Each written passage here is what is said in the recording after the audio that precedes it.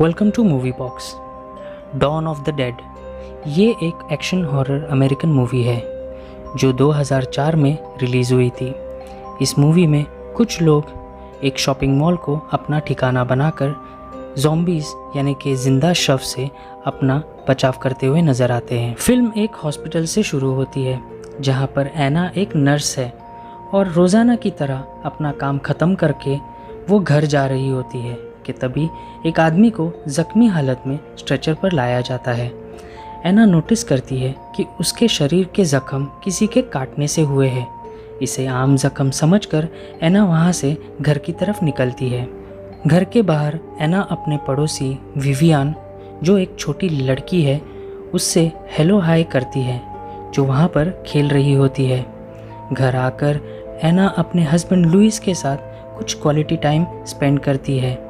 इसी दौरान emergency evacuation यानी कि खतरे की घंटी पूरे देश में बजती है और इसकी खबर लुइस और एना को नहीं मिलती क्योंकि ये दोनों भी क्वालिटी टाइम में ही बिजी होते हैं। सुबह होने पर लुइस उनकी पड़ोसी यानी कि विवियान को अपने कमरे के बाहर दरवाजे पर ज़ख्मी हालत में देखता है।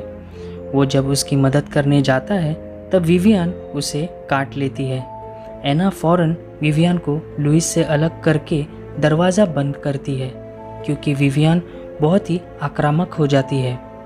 एना लुइस को बचाने के लिए हॉस्पिटल कॉल लगाती है लेकिन सारे कॉल्स बिजी होते हैं और यहाँ पर हम देखते हैं कि लुइस गुजर जाता है। लेकिन दोस्तों, थोड़ी ही देर में वो फिर ज़िंदा होता है और एना के ऊपर अटैक करने लगता है। उसका पूरा चेहरा बहुत ही ज़्यादा डरावना हो जाता है। एना अपनी जान बचाने के लिए बाथरूम के खिड़की से बाहर कूद जाती है। बाहर की अफरा तफरी देखकर एना दंग रह जाती है। हर तरफ लोग पागलों की तरह एक दूसरे को मार रहे होते हैं। इस सिचुएशन से एना अपनी कार लेकर भागने लगती है कि तभी एक आदमी उसकी कार लेने की कोशिश करता है और इस मुठभेड़ में एना अपने गाड़ी का कंट्रोल खोकर एक पेड़ से जाकर टकराती है और वो वहीं पर बेहोश हो जाती है। होश में आने पर उसके सामने एक पुलिस वाला गन ताने खड़ा होता है जिसका नाम केनेथ है। एना को इन्फेक्टेड ना देखकर उसे वो अपने साथ ले लेता है। दरअसल दोस्तों, मूवी का प्लॉट बहुत ही सिंपल है। एक देश में वायरस फैल जाता है जिसके चलते इंसान को ही खाने लगता है, जिसे हम ज़ॉम्बीज़ यानी कि ज़िंदा शव कहते हैं। अब ये वायरस कहाँ से फैला, किसने फैलाया, इसका जवाब गवर्नमेंट के पास नहीं होता। शुक्र है कोरोना वायरस के लक्षण ऐसे नहीं हैं। Back to story. आगे केनेथ और एना टनल से गुजरते वक्त कुछ और बचे हुए लोगों से मिलते हैं जिसमें माइकल एक सेल्समैन, क्रिमिनल आंद्रे और उसकी प्रेग्नेंट वाइफ लूडा होती है।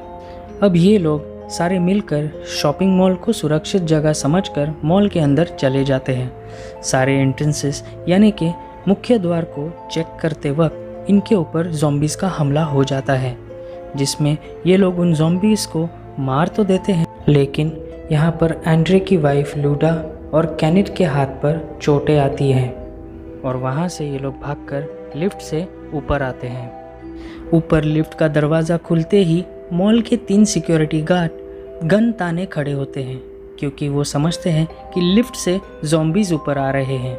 इनका नाम सीजे, बार्ट और टेरी होता है। जब उन्हें पता चलता है कि ये लोग इन्फेक्टेड नहीं हैं तब सीजे उन्हें उनके कंट्रोल में रहना पड़ेगा इस शर्त पर एंट्री देता है। उनके सारे हथियार लेकर वो उन्हें एक आउटलेट यानी कि दुकान में बंद करता है। यहाँ पर ये सारे इमरजेंसी साइंस का इस्तेमाल करते हैं और छत पर पेंट लगाकर ये गवर्नमेंट को एक इशारा देना चाहते हैं कि यहाँ पर जीवित लोग हैं। इतना सब कुछ करने पर भी गवर्नमेंट की तरफ से कोई मदद नहीं आती या फिर वो करना नहीं चाहते। केनेथ अपने बाइनोकुलर से यानी कि दूरबीन से दूर की एक गन शॉप की छत पर खड़े आदमी को देखता है जो उनसे कम्युनिकेट करना चाहता है। दरअसल वो मदद मांग रहा होता है क्योंकि सारे ज़ॉम्बीज़ मॉल को और उसके गन शॉप को ही घेरे हुए होते हैं। ऐसा दिखाया गया है कि पूरे शहर में यही लोग ज़िंदा होते हैं। उसी ही शाम टेरी सीसीटीवी में देखता है कि एक ट्रक ज़ॉम्बीज़ को कुचलते हुए मॉल की तरफ आ रहा होता है। उस ट्रक में कुछ बचे हुए लोग भी होते हैं, लेकिन सीजे यहाँ पर उनको बचाने के लिए मना करता है, जिसके विरोध में बाकी लोग सीजे और बार्ट को बंदी बना लेते हैं और उन लोगों को ज़ॉम्बीज़ से बचाकर अंदर मॉल में ले आते हैं। यहाँ पर Steve, Tucker, Frank, Monica, Nicole, Norma, Glenn और ये औरत जिसे कोई नहीं जानता क्योंकि वो बहुत ही ज़ख्मी हालत में होती है। एना उसे बचाने की कोशिश करती है, लेकिन वो गुजर जाती है और वो एक ज़ॉम्बी में बदलकर एना पर हमला करने लगती है। एना अपने बचाव में उसे मार देती है। फिल्म के अगले सीन में ही हमें माइकल, केनेथ, आंद्रे और एना इस घटना के बारे में बात करते हुए दिखते हैं। तब उन्हें ये एहसास होता है कि इंसान को काटने की ज़ख्म से ही ये लोग ज़ॉम्बी में बदल रहे हैं। तब उन्हें फ्रैंक और टकर के ज़ख्मी होने पर भी शक होता है कि शायद इन्हें भी ज़ॉम्बीज़ ने ही काटा होगा। इस बात पर एना को छोड़कर माइकल और सारे फ्रैंक और टकर को मारने का निर्णय लेते हैं, लेकिन यहाँ पर एना उन्हें क्वारंटाइन करने का सुझाव देती है क्योंकि वो सोचती है कि शायद उन लोगों को इन्फेक्शन ना हो और हम किसी को भी ऐसे नहीं मार सकते। लेकिन माइकल फिर भी गन उठाकर उन्हें मारने चला जाता है, जिसमें टकर बताता है कि उसे ये ज़ख्म ज़ॉम्बी के काटने से नहीं हुए हैं, तो उसे छोड़ दिया जाता है। लेकिन यहाँ पे फ्रैंक को ज़ॉम्बी के काटने से ही ज़ख्म हुआ होता है। निकोल, जो फ्रैंक की बेटी होती है, उसे रोता देख ये लोग फ्रैंक को क्वारंटाइन करते हैं, लेकिन कुछ ही देर में फ्रैंक गुजर जाता है और वो ज़ॉम्बी में बदलने लगता है कि तभी केनेथ उसे गोली मार देता है। दोस्तों, यहाँ पर मूवी में बहुत ही इम्पोर्टेंट नोट है, ज़ॉम्बी को सिर्फ सर पर गोली मारने से ही वो मर सकता है। Back to story.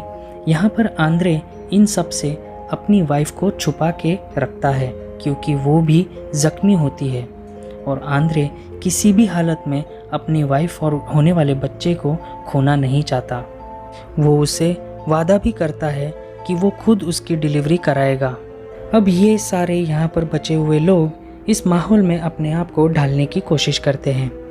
केनेथ और सामने की छत वाला आदमी जिसका नाम एंडी होता है, उनके बीच गहरी दोस्ती बन जाती है। तो दूसरी तरफ यहाँ पर एना और माइकल एक दूसरे को पसंद करने लगते हैं। टेरी और निकोल एक दूसरे के बहुत करीब आ जाते हैं। रात में सारे लोग एक परिवार की तरह डिनर कर रहे होते हैं, अपनी ज़िंदगी के बारे में बात कर रहे होते हैं कि तभी अचानक से मॉल की बत्ती गुल हो जाती है। सीजे, बार्ट, माइकल और केनेथ जनरेटर को ऑन करने के लिए नीचे पार्किंग एरिया में चले जाते हैं, जहां जाने पे एक दीवार पर उन्हें खून के दाग दिखते हैं। खौफ से वो लोग आगे बढ़ते हैं तो उन्हें एक कुत्ता मिलता है जिसको माइकल अपने साथ ले लेता है और उसका नाम चिप्स रखता है। इतने में बार्ट के ऊपर एक ज़ॉम्बी हमला कर देता है और तभी एक पूरा ज़ॉम्बी का झुंड वहाँ पर आता है और बार्ट को मार देता है, जिसे देखकर माइकल और बाकी लोग पार्किंग पेट्रोल पंप के गेट के अंदर अपने आप को लॉक कर लेते हैं।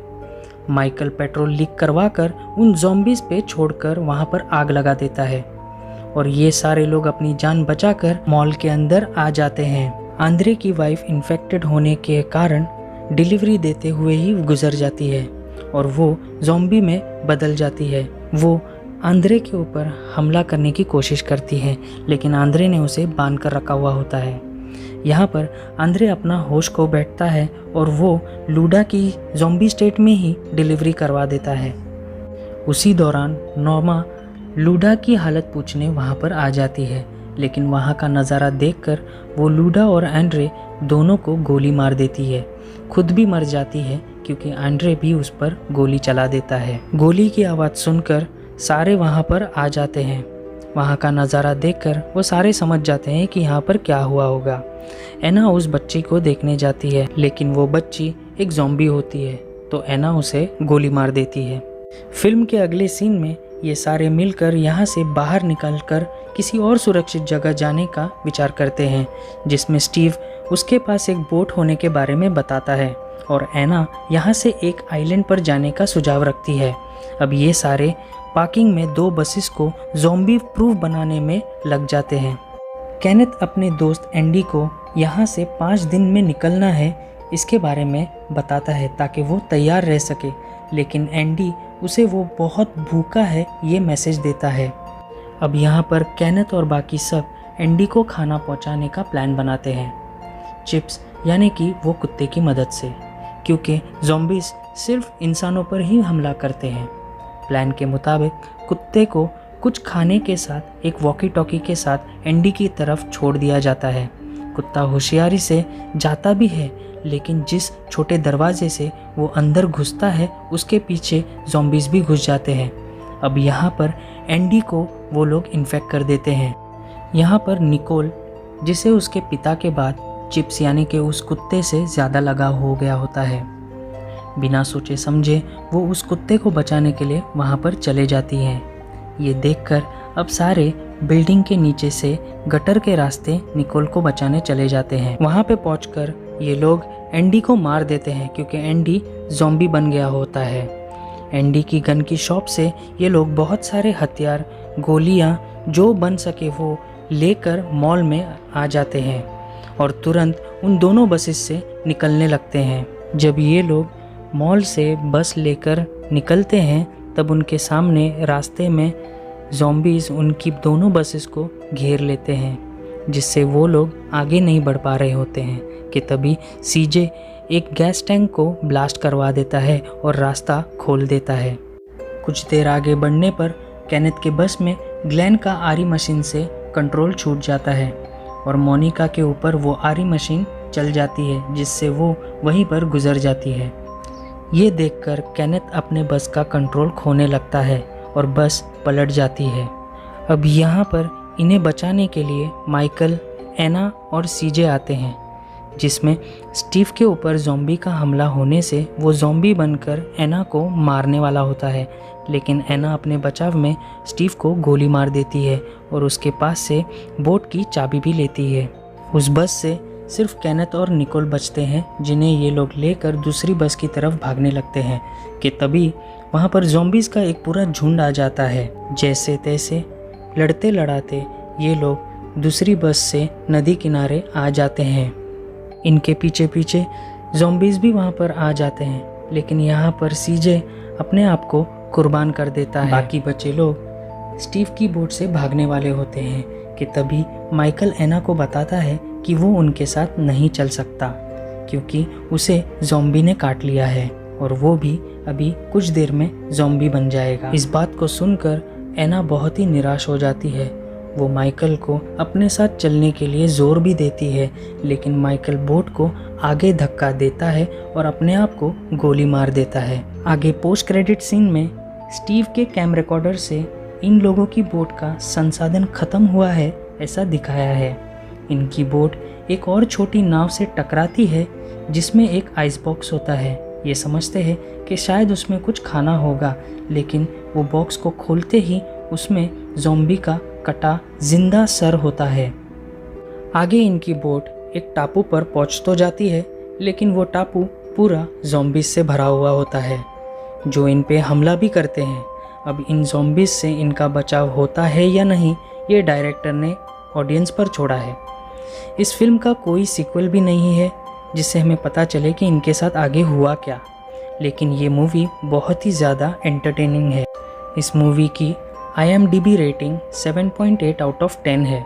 अ मस्ट वॉच मूवी है। गाइज, अगर आपको मेरा वीडियो पसंद आता है तो लाइक, कमेंट, शेयर और सब्सक्राइब ज़रूर कीजिए। आगे और ऐसी इंटरेस्टिंग मूवी स्टोरीज सुनने के लिए बेल आइकन को ज़रूर दबाएं।